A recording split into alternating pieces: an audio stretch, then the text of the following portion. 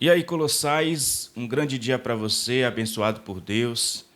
Vamos retomar, né? Vamos recalcular a rota, porque ontem eu fiz um vídeo de pós-jogo lá no Barradão, estava no calor do momento, não pude especificar alguns detalhes que foram fundamentais para esse resultado, em especial o lance polêmico da bola, se a bola cruzou a linha ou não, se foi gol ou não de Canta La Pedra, né, no Corinthians. A gente vai discutir aqui e a gente vai falar aqui, trazer aqui nas regras, se foi legal ou não a atitude do árbitro, tá? Tem muita coisa para a gente falar a respeito desse lance e a regra da CBF abre brechas para juízes mal intencionados. E eu vou explicar por quê ainda neste vídeo, tá? Eu vou falar para vocês o que é que eu acho a respeito desse lance, se foi gol ou não. E a gente vai falar também, aproveitar o gancho, para falar a respeito de alguns jogadores em especial, tá? Quero falar de Dudu, quero falar de Mateuzinho também, que são jogadores que vieram do banco de reservas e quero dar o meu ponto de vista em relação a esses jogadores. Ok? A gente vai falar sobre isso neste vídeo, mas antes só vou te pedir uma moral, que eu sei que só você que é colossal pode me proporcionar. Por favor, fortaleça este vídeo com o seu like, faça parte da nossa família se inscrevendo no canal se você não for inscrito e ative o sininho de notificações para você não perder nenhum conteúdo como esse.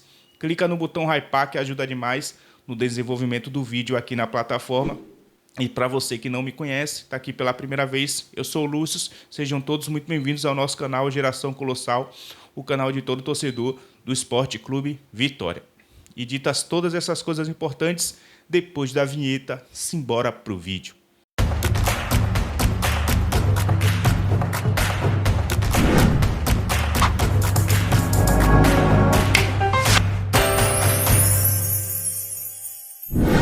Bom, família, primeiro eu vou me explicar aqui. Muita gente me cobrando nos comentários do meu último vídeo que eu fiz de pós-jogo. Como eu falei, foi um vídeo no calor do momento, foi um vídeo para falar do jogo.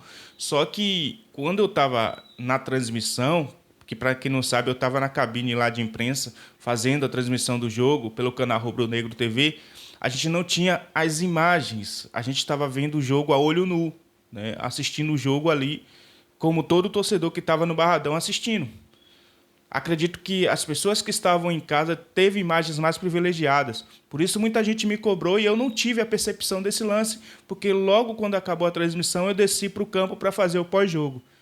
Aí depois eu conversei com alguns colegas de imprensa, eu também cheguei em casa, vi alguns vídeos e aí sim eu vi toda a repercussão desse lance que foi muito polêmico.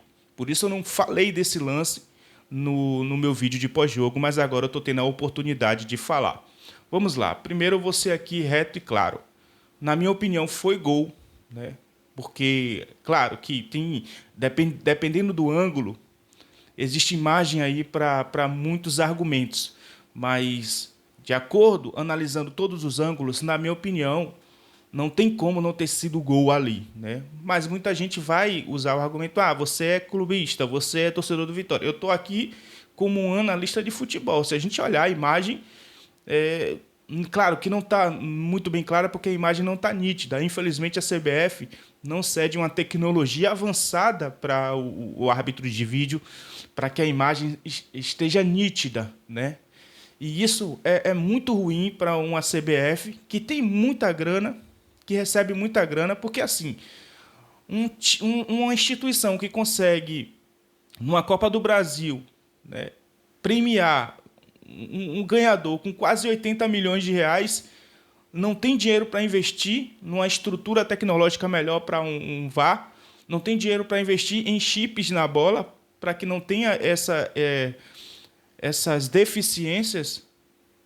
Porque assim, a gente às vezes fica olhando assim, achando que os árbitros são tendenciosos, e sim, em alguns momentos eles são tendenciosos, mas a CBF, que é a instituição máxima do futebol brasileiro, deveria sim dar um suporte melhor, porque em momento algum eu vi uma imagem nítida. Claro que eu tive a percepção, no meu ponto de vista foi gol, mas abre margem para discussão, principalmente para a galera do Sul que tem pretensões de não ver o Vitória pontuar no Campeonato Brasileiro.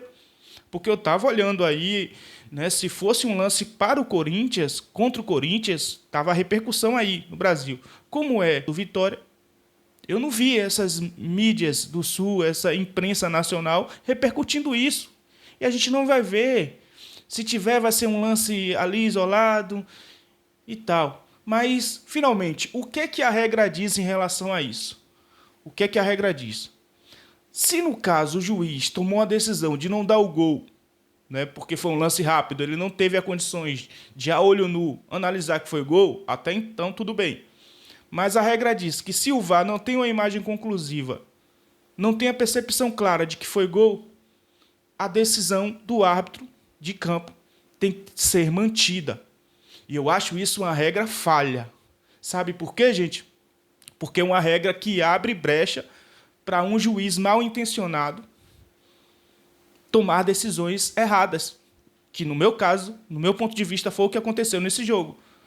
O que é que eu penso sobre essa regra? Eu acho que essa regra deve ser mudada, porque no caso de dúvida, mesmo assim o VAR tem que acionar o árbitro, porque é um lance duvidoso. Então, tanto o árbitro de campo quanto o VAR tem que entrar em um consenso olhando no monitor. Eu acho que essa deve ser a regra.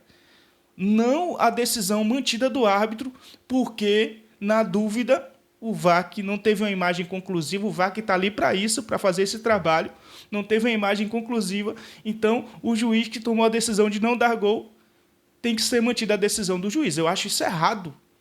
É erradíssimo. A CBF precisa rever algumas regras aí em relação ao futebol brasileiro. Primeiro, que não dá uma estrutura. E segundo, que a gente sabe também que tem muitos árbitros mal intencionados aí que podem acabar prejudicando. E a gente sabe que o Vitória está brigando com tubarões aí. É Santos, é Atlético Mineiro, é Internacional, até mesmo o próprio Corinthians, que se distanciou com essa vitória, mas se perdesse ou se empatasse para o Vitória, estaria ali no bolo. Então o Vitória está brigando com tubarões.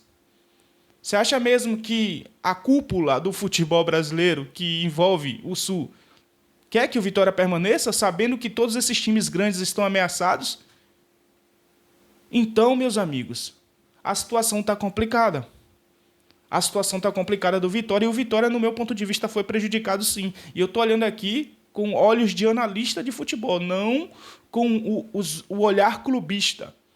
Eu sou torcedor do Vitória, mas no meu ponto de vista, tem imagem ali que está claro. A distância entre o pé do goleiro do Corinthians, entre a linha da pequena área ali, a linha do gol, está muito distante. E ele não fez um movimento tão rápido a ponto de botar o pé para frente e interceptar aquela bola. Então, para mim, houve brecha ali para que o árbitro tomasse decisão errada, porque a CBF, essa regra para mim é errada, né? E também faltou um cuidado do VAR aí de chamar, mas como está na regra, o que é que a gente pode fazer, né?